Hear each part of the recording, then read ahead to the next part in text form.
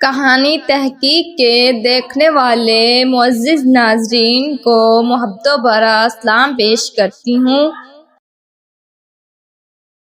آمنہ کے لال سے شمس و قمر شرما گئے، روشنی پھیلی، فضا جھومی، محمد صلی اللہ علیہ وآلہ وسلم آ گئے۔ میرے آقا کے دیوانوں، ہمارے لیے خود کو عاشق رسول بولنا تو بہت آسان ہے، لیکن عملی زندگی میں ایک سچا عاشق رسول بننا بہت دشوار تو نہیں ہے؟ مگر ہم بننا ہی نہیں چاہتے، اور جب ہم عاشق رسول نہیں تو ہمارا دنیا میں رہنے کا کوئی فائدہ ہی نہیں، کیونکہ سرکار دو عالم صلی اللہ علیہ وآلہ وسلم نے ارشاد فرمایا، ترجمہ یعنی تم میں سے کوئی مومن ہو ہی نہیں سکتا جب تک وہ مجھے، اپنے والد، اپنی اولاد اور تمام لوگوں سے زیادہ محبت نہ کرے۔ ویسے بھی عورت سراپا محبت ہے، اور عورت جب بھی کسی سے محبت کرتی ہے تو ٹوٹ کر محبت کرتی ہے، اور ایسی محبت خواتین کے عاشق رسول صلی اللہ علیہ وآلہ وسلم کی تھی، جو دل کی گہرائیوں سے تھی اور ٹوٹ کر محبت تھی۔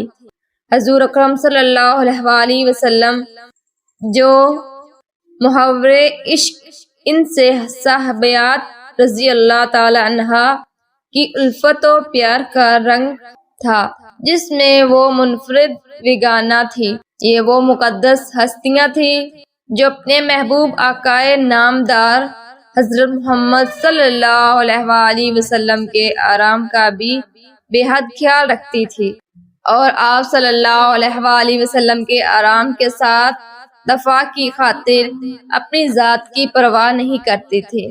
رسول صلی اللہ علیہ وآلہ وسلم سے منسلک چیزوں کو بطور یادگار محفوظ کر لیتی تھی، اور ان اشیاء کے استعمال میں جس رنگ عشق و محبت کا اظہار انہوں نے کیا وہ قابل ذکر ہے۔ ان مضامین سے پتہ چلتا ہے کہ خواتین نے کیسے اپنے آقا نبی پاک صلی اللہ علیہ وآلہ وسلم کے ساتھ محبت کی ہے، اور اپنے بچوں کی جان پیغمبر پاک صلی اللہ علیہ وآلہ وسلم کے اوپر جان نثار کی ہے۔ انصار کی ایک عورت جو سرکار صلی اللہ علیہ وآلہ وسلم کی اس حدیث مبارکہ کے مکمل تفسیر تھی۔ بیان کیا جاتا ہے کہ جنگ احد میں اس کا باپ، بھائی اور شوہر سبھی شریک تھے۔ حق و باطل کی لڑائی ہو رہی تھی، ایمان و کافر کا مقابلہ ہو رہا تھا۔ وہ عورت لڑائی کے حالات معلوم کرنے کے لیے میدان جنگ کی طرف جا رہی تھی۔ راستے میں لوگ آتے ہوئے ملے۔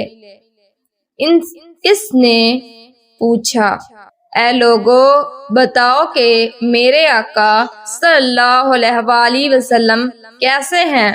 کس نے کہا، اے خاتون، تیرا باپ شہید ہو گیا۔ عورت نے کہا، میں باپ کو نہیں پوچھتی، یہ بتاؤ کہ میرے آقا صلی اللہ علیہ وآلہ وسلم کا کیا حال ہے؟ کسی نے کہا، اے خاتون، تیرا بھائی بھی شہید ہو گیا۔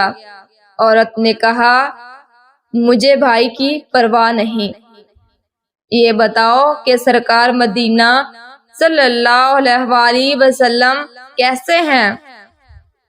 لوگوں نے کہا، اے محترمہ، تیرا شوہر بھی شہید ہو گیا، مگر قربان جاؤں اس حوصلہ مند عورت پر کہ وہ جھنجھلا کر کہتی ہے کہ اے لوگو، میں اپنے باپ کے بارے میں نہیں پوچھ رہی ہوں کہ میرا باپ شہید ہو گیا یا زندہ ہے، میرا شوہر قتل کر دیا گیا یا باحیات ہے، میرا بھائی مارا گیا یا خیریت سے ہے، بلکہ میں صرف یہ سننا چاہتی ہوں کہ میرے آقا صلی اللہ علیہ وآلہ وسلم کیسے ہیں، میرے سرکار کس حال میں ہیں۔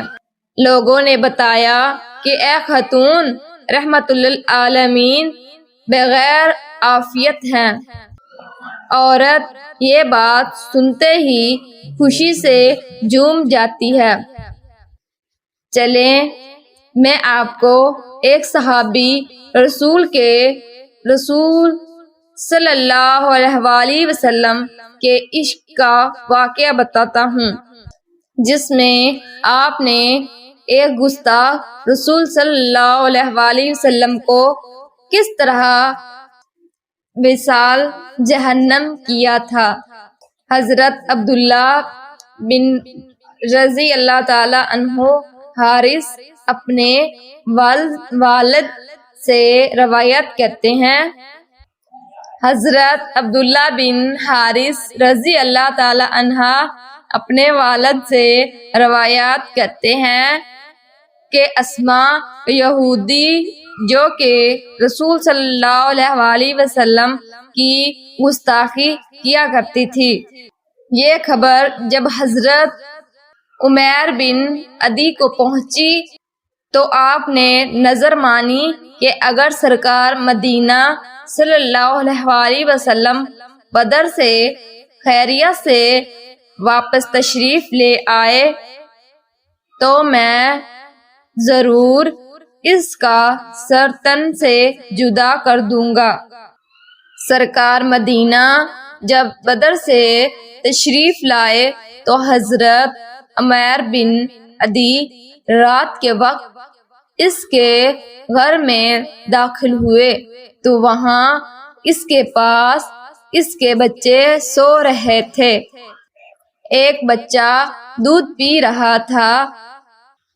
روایات میں کہیں ذکر نہیں کہ آپ رضی اللہ تعالی عنہ کسی کی مدد سے وہاں گئے، پھر کیسے گئے؟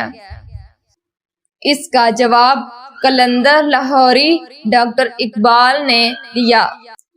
جب عشق سکھاتا ہے آداب خود آگاہی، کھلتے ہیں غلاموں پر اسرار شہنشاہی۔ آپ رضی اللہ تعالی عنہ نے اس ہاتھ سے پیچھے کیا اور تلوار مار کر اس کے 2 ٹکڑے کر دیے۔ صبح کی نماز سرکار مدینہ کے ساتھ ادا کی۔ سرکار مدینہ نے جب سلام پھیرا اور عمیر بن عدی کی طرف دیکھا اور فرمایا، اے عمیر بن عدی، تم نے اس کا سر تن سے جدا کر دیا؟ عرض کی، جی ہاں۔ پھر آپ رضی اللہ تعالی عنہ نے ڈرتے ہوئے عرض کی، یا رسول اللہ، مجھ پر کچھ لازم تو نہیں، یعنی میں نے عدالت کی اجازت کے بغیر اسے قتل کر دیا، کیا اب مجھے اس کے بدلے قتل کیا جائے گا؟ سرکار مدینہ صلی اللہ علیہ وآلہ وسلم نے فرمایا، اس میں تو کوئی دوسری رائے نہیں، یعنی جو گستاخ رسول صلی اللہ علیہ وآلہ وسلم کا سر تن سے جدا کرے، اس سے قصاص نہیں لیا جاتا، بلکہ اس کو تو انعام سے نوازا جاتا ہے۔ رسول صلی اللہ علیہ وآلہ وسلم نے صحابہ کرام رضی اللہ تعالی عنہ کی طرف متوجہ ہو کر فرمایا، اگر تم ایسا شخص دیکھنا چاہتے ہو جس نے اللہ تعالی اور اس کے رسول صلی اللہ علیہ وآلہ وسلم کی غائبانہ خدمت کی ہے تو وہ عمیر بن عدی کو دیکھ لے۔ حضرت عمر بولے، اس نابینا کو دیکھ جس نے رات کے وقت اللہ تعالیٰ اور اس کے رسول صلی اللہ علیہ وآلہ وسلم کی غائبانہ خدمت کی۔ سرکار مدینہ صلی اللہ علیہ وآلہ وسلم نے فرمایا، اے عمر، ان کو نابینا نہ کہو، یہی تو آنکھ والے ہیں۔ اس سے معلوم ہوا کہ آنکھ اس وقت آنکھ بنتی ہے، سر اس وقت سر بنتا ہے اور دل اس وقت دل بنتا ہے۔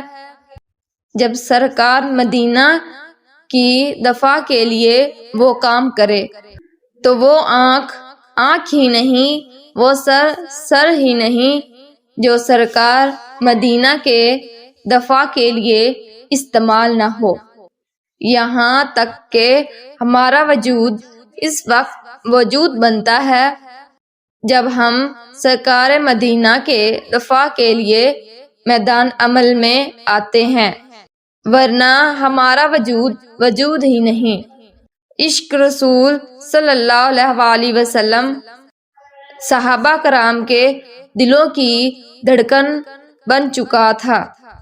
اپنے محبوب آقا صلی اللہ علیہ وآلہ وسلم کی محبت و غلامی میں اتنا منہمک اور مستغرق ہو چکے تھے کہ انہیں دنیا کی کسی چیز اور کسی نسبت سے کوئی غرض نہ تھی۔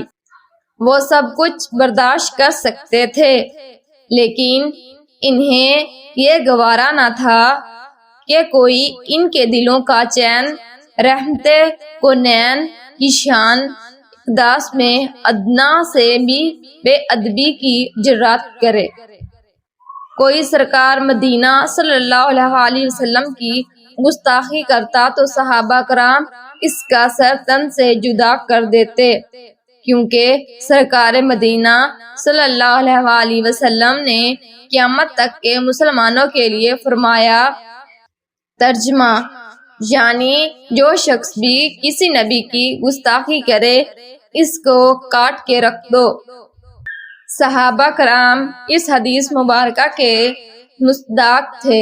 جب کوئی بھی سرکار مدینہ صلی اللہ علیہ وآلہ وسلم کی گستاخی کرتا، صحابہ کرام اسے کاٹ کر رکھ دیتے تھے۔ احادیث کی کتب ان واقعات سے بھری پڑی ہے۔